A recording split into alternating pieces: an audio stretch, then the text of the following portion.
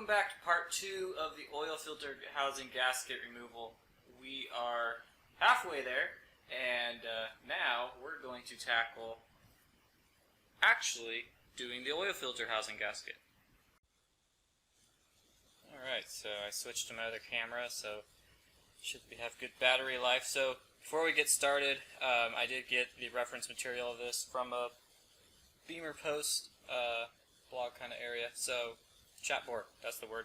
So one guy was nice enough to put the shop manual up there. So first things it mentioned was that you needed to do some coolant line clamps. It does look like we would have to clamp that one right there. It does say this one, but I'm going to try not doing that. I kind of want to just get this off so I can put the new gaskets on. And then of course the infamous bolt that no one could ever really get to, which was back here. But there we go, back there. But we got the manifold removed somewhat so we could actually get it. It does say you need to take the top of the oil filter housing off, and then it is funny because it just said let oil drain, but I don't think that's a good idea. So what I'm going to do is I'm going to do that, but I cut a water bottle, the top and bottom off, and then cut it in half, and then have a little thing. So let's see what happens. Hopefully it just kind of, pours down and goes in there and doesn't get on the alternator and cause a lot of damage. But that's pretty much it. The rest of it was just, the bolt there, and then another bolt that is right down there, right there, and that's pretty much it. And then the torque specs, which I'm going to put in the descriptions. But other than that, let's go ahead and get started with this.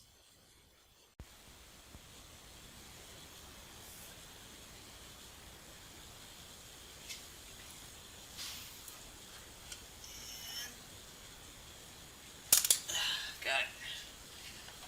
Okay. This should just slide down. Alright, let's see what happens when I try taking this oil filter housing off. So I've got my tool to take off the housing. Now obviously you're going to need to get some extra oil because you're going to lose some. That should be good.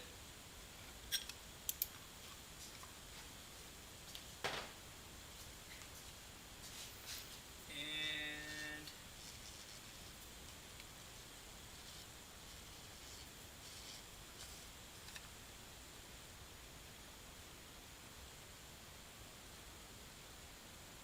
nothing came out. Oh, something came out. That came out. Let's just test the theory. It looks like it would have worked. Okay. Alright, I am going to clamp both the lines because as soon as I start taking the other one off, well, never said I was a professional. I mean, you're watching me doing this. What is that?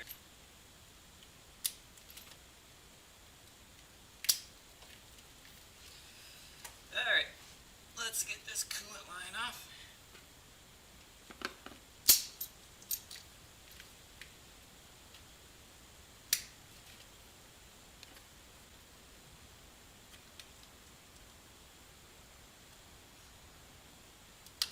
There we go. Yep, coolant's kind of a lot of areas. It's okay, I got extra. You should get extra. Keep that in mind. Learn from my mistakes as I do them while you watch. It's fun by me. Okay, so now that that's there, it looks like we should be pretty good to do the 3 bolts. Make sure you buy new bolts for this, as well as the gaskets. Usually you can get the whole kit. I believe FCP Euro has it. I think that's where I bought mine. I'll put a link in the description if they do. Obviously, I've been trying to get this job done for over a year.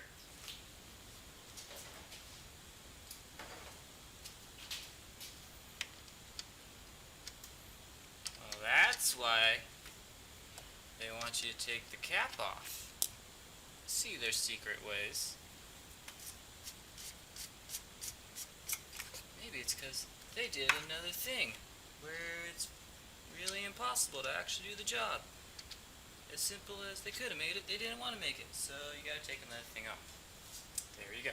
Now you know. I'm literally doing this as I read, so bear with me. Okay, so let's go ahead, remove this bolt. I think. Nope.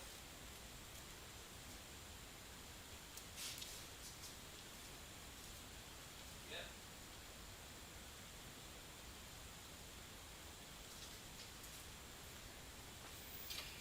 Yep, it's this one.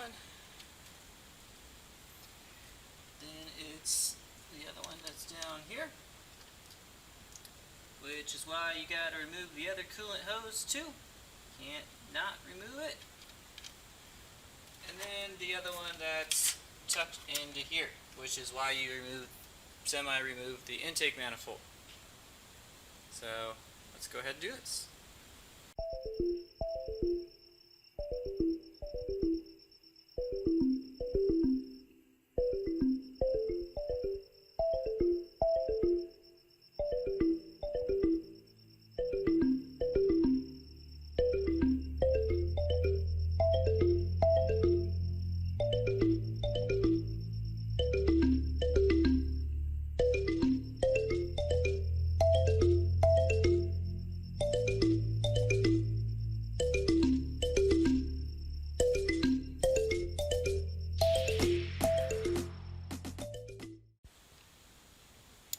So even with all these hoses off, this one underneath is kind of a pain to get to.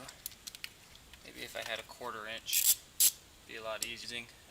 Torques, inverted torques, whatever it is. And it's working for all of them. Looks like I got it finally, so that's cool. And the other ones were pretty easy. I can definitely see where getting that intake manifold up just enough to get that bolt out definitely helps. Just would have been best if you never had to deal with it to begin with, to be quite honest. Especially for only a couple-year-old vehicle.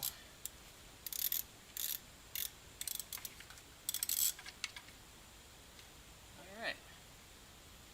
Looks like we're rolling.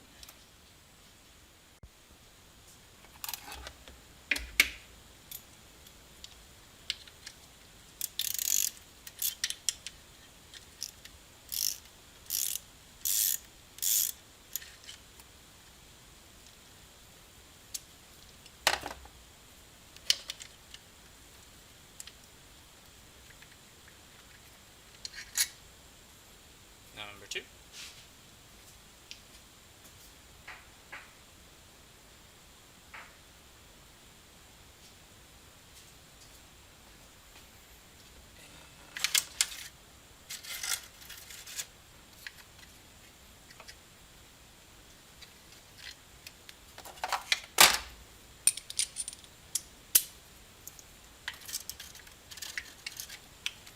Bolt number 3.